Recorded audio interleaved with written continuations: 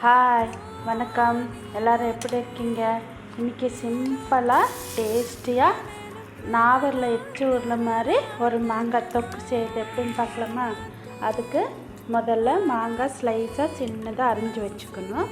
அதுக்கு உப்பு போட்டு தனி மிளகாய் தூள் இது எவரெஸ்ட் மசாலா கலருக்கொஸ்கரம் அது போட்டு நல்லா கலக்கி வச்சுக்கணும். அப்புறம் ஒரு வாணலியில் கடுகு, வெந்தயம், காஞ்ச மிளகாய் நல்லா ட்ரை ரோஸ்ட் பண்ணி மிக்ஸி ஜாரில் போட்டு நல்லா நைஸாக அரைச்சிக்கணும்.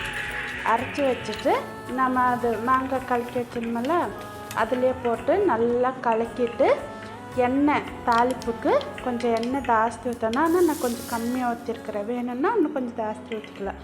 கடுகு, கொஞ்சம் பெருங்காயத்தூள் போட்டு அந்த மாங்காய் தொக்குல போட்டு நல்லா கிளறி தயிர் சாதம், சித்திரன்னாக்கு, லெமன் ரைஸ்க்கெல்லாம் வச்சு சாப்பிட்டா சூப்பராக இருக்கும்.